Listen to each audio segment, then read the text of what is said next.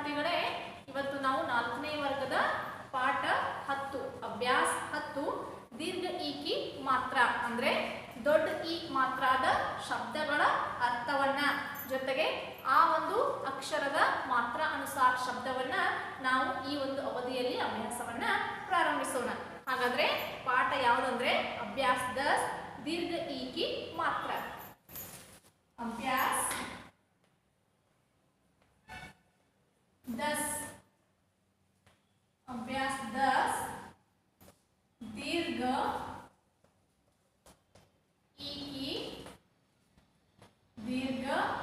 ई की मात्रा. तो मात्रा अनुसार शब्द इस अभ्यास में आते हैं. तो पाठ ई है दीर्घ ई की मात्रा.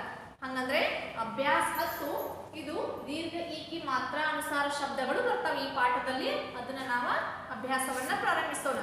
तो दीर्घ ई की मात्रा वाले अक्षर ठीक ठीक पर जगह पर लिखिए और शब्द पूर्ण कीजिए. ಅಂದ್ರೆ ಈ ಒಂದು ಮಾತ್ರ ಅನುಸಾರದ ಅಕ್ಷರಗಳನ್ನು ಸರಿಯಾದ ಸ್ಥಳದಲ್ಲಿ ಬರೆದು ಆ ಶಬ್ದಗಳನ್ನ ಪೂರ್ಣ ಮಾಡ್ರಿ ಅಂತ ಹೇಳ. ಹಾಗಾದ್ರೆ ಇಲ್ಲಿ ಇದು ಈ ದೀರ್ಘ ಈ ಇದು ಈದ ಮಾತ್ರ. ಹಾಗಾದ್ರೆ ಇಲ್ಲಿ ಮ ಇದೆ. ಮೊದಲ ಅಕ್ಷರಗಳನ್ನು ನೋಡೋಣ. ಯಾವುದೈತೆ ಇಲ್ಲಿ ಮ ವರ್ಣ ಇದೆ. ಹಾಗಾದ್ರೆ ಇದಕ್ಕೆ ನಾನು ಜೋಡಿಸ್ತೀನಿ ದೀರ್ಘ ಈಕಿ ಮಾತ್ರ. ಇದು ಮ ಇದು ದೀರ್ಘ ಈಕಿ ಮಾತ್ರ.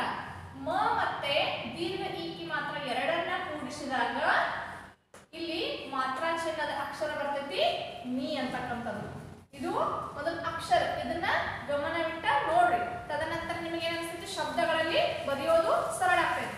ಇದು ಮ ಅದಿ ಈಕಿ ಮಾತ್ರ ಇವೆರಡನ್ನ ಕೂಡಿಸಿದಾಗ ಇಲ್ಲಿ ಮೀ ಅಂತಕ್ಕಂಥ ದೀರ್ಘ ಈಕಿ ಮಾತ್ರದ ಅಕ್ಷರ ಆಗ್ತದೆ. दूसरे जो है र, तो इसे मैं जोड़ती हूँ ई की मात्रा. ये है र वर्ण, तो इसे मैं जोड़ी हूँ ई की मात्रा. तो अक्षर होते हैं री. तो री दीर्घ ई की मात्रा अक्षर है. ಅಂದ್ರೆ ಇದು ರ ಅಕ್ಷರ ಅದಿ ಈ ಕಿ ಮಾತ್ರ. ರ ಅಕ್ಷರ ಮತ್ತು ಈ ಮಾತ್ರ ಎರಡನ್ನ ಕೂಡಿಸಿದಾಗ ಯಾವ ಅಕ್ಷರ ಆಗ್ತದೆ? ದೀರ್ಘ ಈ ಕಿ ಮಾತ್ರದ ಅಕ್ಷರ ಆಗ್ತದೆ ರಿ ಅಂತಕ್ಕಂಥದ್ದು. ಇದು ಮೀ ಇದು ರಿ. ನಾ ಕೇವಲ ಅಕ್ಷರಗಳನ್ನ ಅಷ್ಟೇ ಹೇಳತ್ತೇನೆ ನಿಮಗೆ. ಆಮೇಲೆ ನಾವೇನ್ ಮಾಡೋಣ ಶಬ್ದಗಳ ಕಡೆಗೆ ಹೋಗೋಣ. ಇದು ನೀಡತಕ್ಕಂತಹ ಎರಡು ಉದಾಹರಣೆಗಳು. ಇನ್ನ ನಾವು ಪುಸ್ತಕದಲ್ಲಿ 9 ಅಕ್ಷರಗಳನ್ನ ಕೊಟ್ಟಿದ್ದಾರೆ. ಯಾವ 9 ಅಕ್ಷರಗಳು? ಮೊದಲನೇದು ಡಿ ಅಂತ ಕೊಟ್ಟಿದ್ದಾರೆ. ಅದರ ನಂತರ ಡಿ, ಟಿ, ಬಿ, ಆದ ನಂತರ ಲಿ, ಲಿ ಮತ್ತೊಂದು ಅದೇ ಅಕ್ಷರ ಕೊಟ್ಟಿದ್ದಾರೆ. ಆಮೇಲೆ ಮತ್ತೆ ಡಿ ಕೊಟ್ಟಿದ್ದಾರೆ. ಅದಾದ ನಂತರ ರಿ ಇದೆ. ಮತ್ತೆ ಕೊನೆ ಅಕ್ಷರ ಯಾವ್ದೈತಿ? ಬಿ ಐತಿ. ಹಾಗಾದ್ರೆ ಡ ದಲ್ಲಿ ದೀರ್ಘ ಈಕಿ ಮಾತ್ರ ಐತಿ. ಆಮೇಲೆ ಮತ್ತೆ ಡ ದಲ್ಲಿ ದೀರ್ಘ ಈಕಿ ಮಾತ್ರ ಐತಿ. ಥ ದಲ್ಲಿ ದೀರ್ಘ ಈದ ಮಾತ್ರ ಐತಿ. ಬ ದಲ್ಲಿಯೂ ಐತಿ, ಲ ದಲ್ಲಿಯೂ ಐತಿ, ಲ ಅಕ್ಷರದಲ್ಲಿಯೂ ಐತಿ. ಇದು ಮತ್ತೆ ಡ ಅಕ್ಷರದಲ್ಲಿ ಐತಿ. ರ ಮತ್ತೆ ಡ ಅಕ್ಷರದಲ್ಲಿಯೂ ಕೂಡ ದೀರ್ಘ ಈಕಿ ಮಾತ್ರ ಅಕ್ಷರಗಳು ನಮಗೆ ಕಾಣಿಸ್ತಾವ. ಹೆಂಗ ನಾವು ದೀರ್ಘ ಈಕಿ ಮಾತ್ರ ಅಕ್ಷರಗಳಂತ ಹೇಳ್ತೀವಿ? ಹೆಂಗ್ ಹೇಳ್ತೀವಿ ಅಂದ್ರೆ ಇದು ಡ ಐತಿ. ಅದಕ್ಕೆ ನಾವೇನ್ ಮಾಡಿವಿ? ಇದು ಈಕಿ ಮಾತ್ರ ಕೊಟ್ಟೇವಿ. ಅದಕ್ಕೆ ಇದು ದೀರ್ಘ ಅನುಸ್ವಾರ ಶಬ್ದದ ಮಾತ್ರ ಅಕ್ಷರ ಅಂತ ಸ್ಪಷ್ಟವಾಗಿ ಹೇಳ್ಬೋದು ನಾವು. ಇಲ್ಲಿಯೂ ಕೂಡ 9 ಶಬ್ದಗಳಲ್ಲಿ ಅದೇ ರೀತಿ. तो इस पाठ में हमें दिखाई देते हैं 9 चित्र दी गई है और चित्रों के नीचे 9 अक्षर, एक एक अक्षर दी गई है और हमें इस 9 अक्षरों में से एक एक अक्षर लिखकर शब्द पूर्ण करना है. ಹಂಗಂದ್ರೆ ಕೆಳಗಡೆಗೆ ಈ ಪಾಠದಲ್ಲಿ 9 ಚಿತ್ರಗಳನ್ನ ಕೊಟ್ಟಿದ್ದಾರೆ. ಹೌದಲ್ಲ? ನಿಮ್ಮ ಹತ್ರ ಪುಸ್ತಕ ಐತಿ. ಆ ಪುಸ್ತಕವನ್ನ ತೆಗೀರಿ, ಅಲ್ಲಿ ಕಾಣಿಸ್ತೈತಿ. 9 ಚಿತ್ರಗಳನ್ನ ಕೊಟ್ಟಿದ್ದಾರೆ. ಆ 9 ಚಿತ್ರದ ಕೆಳಗಡೆಗೆ ಒಂದೊಂದು ಅಕ್ಷರಗಳನ್ನ ಕೊಟ್ಟಿದ್ದಾರೆ. ಬರೀ ಆ ಚಿತ್ರದ ಕೆಳಗೆ ಏನೈತಿ? ಒಂದೊಂದು ಅಕ್ಷರಗಳನ್ನ ಕೊಟ್ಟಿದ್ದಾರೆ. ಅವಾಗ ನಾವೇನ್ ಮಾಡ್ಬೇಕು? ಮೊದಲಿನಿಂದ ಹಿಡ್ಕೊಂಡು ಕೊನೆಯವರೆಗೆ ಏನು 9 ಅಕ್ಷರಗಳದಾವಲ್ಲ ಆ 9 ಅಕ್ಷರಗಳಲ್ಲಿ ಒಂದೊಂದು ಮೊದಲನೇ ಚಿತ್ರದ ಕೆಳಗಡೆ ಘ ಐತಿ. ಘದಲ್ಲಿ ನಾವು ಡಿ ಬರೆದಾಗ ಘಡಿ ಅಂತಕ್ಕಂಥ ಶಬ್ದ ಆಗ್ತದೆ. ಆಮೇಲೆ ಎರಡನೇ ಚಿತ್ರದ ಕೆಳಗಡೆ ಛ ಐತಿ. ಛ ನಾವು ಡಿ ಹಾಕಿದ್ವಿ ಅಂದ್ರೆ ಛಡಿ ಅಂತಕ್ಕಂಥ ಶಬ್ದ ಆಗ್ತದೆ. ಹಾಗಾಗಿ ಪ್ರತಿಯೊಂದು ಅಕ್ಷರವನ್ನು ನಾವು ಬರ್ಕೊಂತ ಹೋಗ್ಬೇಕು. तो इस पाठ में जो चित्र दिए गए हैं तो चित्रों के नीचे जो अक्षर दी गई हैं तो अक्षरों को हमें दीर्घ ई की मात्रा अनुसार अक्षर लिखकर हमें पूर्ण करना है. ಹಂಗಂದ್ರೆ ನಾವೇನ್ ಮಾಡ್ಬೇಕಂದ್ರೆ ಪ್ರತಿಯೊಂದು ಅಕ್ಷರದ ಮುಂದುಗಡೆಗೆ ದೀರ್ಘ ಈದ ಮಾತ್ರ ಅನುಸಾರ ಅಕ್ಷರಗಳನ್ನ ಹಾಕಿ ಶಬ್ದವನ್ನ ಪೂರ್ಣ ಮಾಡಬೇಕು. ಹಾಗಾದ್ರೆ ಮೊದಲನೇ ಚಿತ್ರದ ಆಮೇಲೆ ಇಲ್ಲಿ 9 ಚಿತ್ರಗಳನ್ನ ಕೊಟ್ಟಿದ್ದಾರೆ. ಹಾಗಾದ್ರೆ ನೀವು ನೋಡಿ ನಿಮ್ಮ ಪುಸ್ತಕ ಒಳಗೆ ಇಲ್ಲಿ ಮೊದಲನೇದು ಗಡಿಯಾರ ಚಿತ್ರ ಐತಿ. ಆಮೇಲೆ ಎರಡನೇದು ಒಂದು ಕೋಲು ಚಿತ್ರ ಐತಿ. ಮೂರನೇದು ಆನೆ ಚಿತ್ರ ಐತಿ. ನಾಲ್ಕನೇದು ಕೀಲಿಕೆ ಚಿತ್ರ ಐತಿ. ಆಮೇಲೆ ತೋಟದಲ್ಲಿ ಕೆಲಸ ಮಾಡ್ತಕ್ಕಂಥ ಒಬ್ಬ ವ್ಯಕ್ತಿಯ ಚಿತ್ರ ಐತಿ. ಆಮೇಲೆ ಇಲ್ಲಿ ಜಾಲಿಗೆಯ ಚಿತ್ರ ಐತಿ. ಇಲ್ಲಿ ಗುಡ್ಡ ಬೆಟ್ಟದ ಚಿತ್ರ ಐತಿ. ಆಮೇಲೆ ಇಲ್ಲಿ ಆಡಿನ ಚಿತ್ರ ಐತಿ. ಇಲ್ಲಿ ಸೌತೆಕಾಯಿಯ ಚಿತ್ರ ಐತಿ. ಹಾಗಾದ್ರೆ ಈ ಚಿತ್ರವನ್ನ ನೋಡಿದ್ವು ನಾವು. ಯಾವ ಚಿತ್ರ ಐತಿ? ನೀವು ಹೇಳ್ತೀರಿ ಇದು ಗಡಿಯಾರ ಅಂತ. ಹಾಗಾದ್ರೆ ಇದು ಗಡಿಯಾರ ಆದ್ರೆ ಇದ್ರ ಕೆಳಗಡೆ ಇರ್ತಕ್ಕಂಥ ಅಕ್ಷರ ಘ ಇದೆ. ಯಾವ್ದೈತಿ? ಘ ಅಕ್ಷರ ಐತಿ. ಅದಕ್ಕೆ ನಾವೇನ್ ಮಾಡ್ಬೇಕು? ಡಿ ಅಕ್ಷರವನ್ನ ಬರಿಬೇಕು. ಹಾಗಾದ್ರೆ ಮೊದಲನೇ ಚಿತ್ರದ ಕೆಳಗಡೆಗೆ ಘ ಅಕ್ಷರ ಐತಿ. ಹೌದು. ಹಾಗಾದ್ರೆ ಘ ಅಕ್ಷರವನ್ನ ನಾವು ಇಲ್ಲಿ ನೋಡ್ರಿ, ಮೊದಲನೇ ಅಕ್ಷರ ಘ ಐತಿ. ಹಾಗಾದ್ರೆ ಇಲ್ಲಿ ಮೊದಲನೇ ಅಕ್ಷರ ಯಾವ್ದೈತಿ? ದೀರ್ಘ ಈಕಿ ಮಾತ್ರದ ಡಿ ಐತಿ. ಹಾಗಾದ್ರೆ ಅದನ್ನ ಏನ್ ಮಾಡೋಣ ನಾವು? ಇಲ್ಲಿ ಬರೆಯೋಣ. ಹಾಗಾದ್ರೆ ಶಬ್ದ ಏನಾಯ್ತು? ಘಡಿ. ಘಡಿ ಅಂದ್ರೆ ಗಡಿಯಾರ.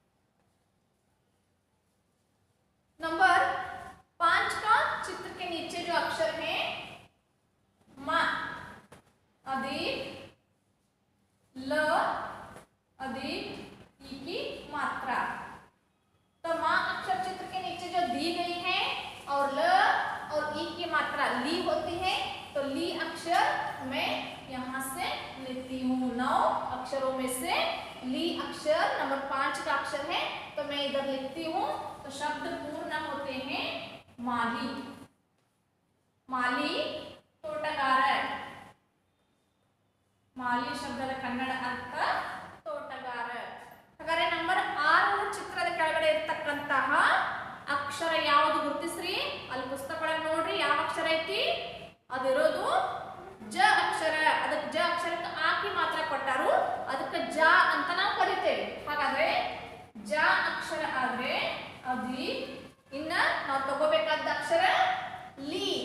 ಹಾಗಾದ್ರೆ ಲ ಬರಿಬೇಕು, ಅದಿ ಈಕಿ ಮಾತ್ರ ಬರಿಬೇಕು.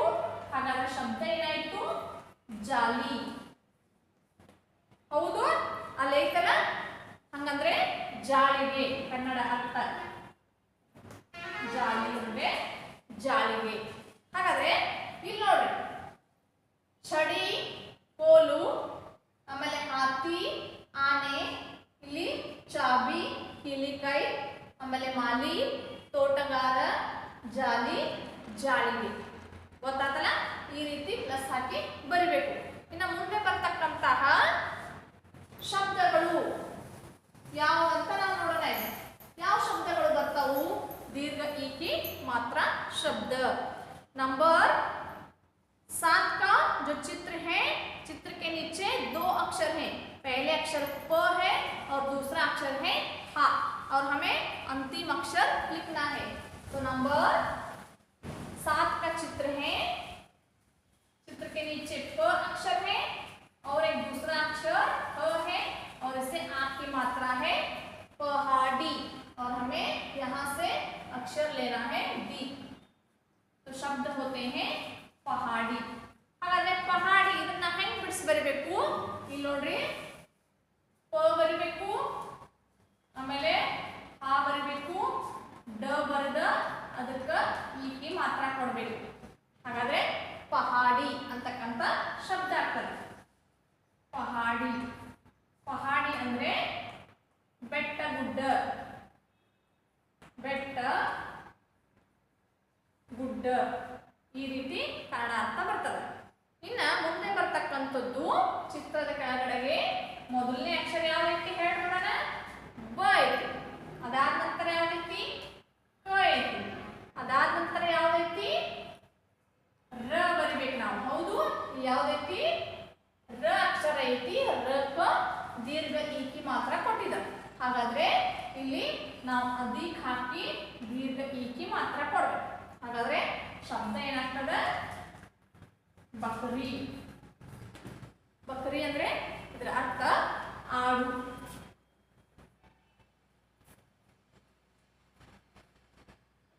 ಇನ್ನ ಕಕ್ಕಡಿ. ಕೊನೆ ಚಿತ್ರದ ಕೆಳಗಡೆಗೆ ಇರತಕ್ಕಂತಹ 2 ಅಕ್ಷರಗಳು ಕ ಕ ಅಂತ ಕೊಟ್ಟಿದ್ದಾರೆ. ಹೌದು ಯಾವ್ದು ಕೊಟ್ಟಿದ್ದಾರೋ ಕ ಅಕ್ಷರ ಐತಿ, ಇನ್ನೊಂದು ಅದಿ ಕ ಐತಿ, ಆಮೇಲೆ ಕೊನೆ ಅಕ್ಷರ ಉಳಿದದ್ದು ಯಾವುದಿಲ್ಲ ಡಿ ಉಳಿದದ. ಹೌದು ಹಾಗಾದ್ರೆ ಡ ಅದಿ ಈಕಿ ಮಾತ್ರ. ಹಾಗಾದ್ರೆ ಶಬ್ದ ಏನಾಗ್ತದ ಕಕ್ಕಡಿ. ಕಕ್ಕಡಿ ಅಂದ್ರೆ ಸೌತೆಕಾಯಿ. ಹೌದಲ್ಲ. ಹಾಗಾದ್ರೆ ನಾವಿಲ್ಲಿ ಕನ್ನಡ ಅರ್ಥವನ್ನ ಬರಿತೇನೆ. ककड़ी अंदरे सौतेकाई। तो देखिए बच्चों, तो पहले जो 9 अक्षरों में से एक एक शब्द लेकर हमें शब्द पूर्ण किए हैं। तो शब्द पूर्ण किए हुए इसमें पहले शब्द है घड़ी, दूसरा शब्द है छड़ी और तीसरा है हाथी, और नंबर 4 का शब्द है चाबी और माली, जाली, आमेले पहाड़ी और बकरी, और अंतिम जो शब्द है ककड़ी. ಇವು ಇಷ್ಟು ಆಗಿರ್ತಕ್ಕಂಥ ಶಬ್ದಗಳು.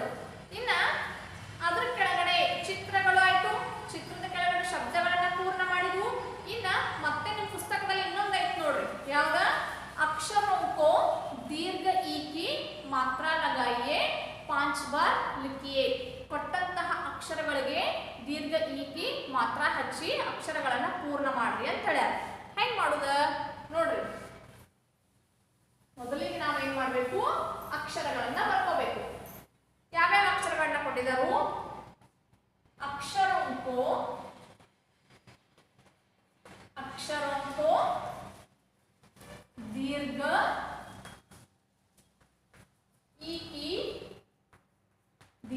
ई की मात्रा लगाइए और 5 बार लिखिए ಅಂತ ಹೇಳ್ಯಾರ. ಕೊಟ್ಟಂತ ಅಕ್ಷರಗಳಿಗೆ ದೀರ್ಘ ಈಕಿ ಮಾತ್ರ ಹಚ್ಚಬೇಕು ನಾವು. ಹಾಗಾದ್ರೆ ಮೊದಲನೇ ಅಕ್ಷರ ಯಾವ್ದೈತಿ ಇಲ್ಲಿ? ದ ಐತಿ, ಹೌದಲ್ಲ? ಆಮೇಲೆ ಮತ್ತೆ ಗುರ್ತ ಮಾಡ್ರಿ ಯಾವ್ದೈತಿ? ಧ ಐತಿ, ಇದು ಸಣ್ಣದ, ಇದು ದೊಡ್ಡ. ಆಮೇಲೆ ಮತ್ತೆ ಯಾವ್ದೈತಿ? ನ ಐತಿ, ಆಮೇಲೆ ಪ ಐತಿ, ಆಮೇಲೆ ಕೊನೆ ಅಕ್ಷರ ಕ ಐತಿ. ಇವೆಲ್ಲ ಬರೇ ಅಕ್ಷರಗಳಾದವು, ವರ್ಣಗಳಾಗಿದ್ದಾವೆ. ಯಾವ್ದಾದ್ರು ದ, ಧ, ನ, ಪ, ಕ. ಹಾಗಾದ್ರೆ ಇವುಗಳಿಗೆ ನಾವೇನ್ ಮಾಡ್ಬೇಕು? ದೀರ್ಘ ಈಕಿ ಮಾತ್ರವನ್ನ ಹಚ್ಚಬೇಕು. ಹೇಗೆ ಹಚ್ಚಬೇಕು?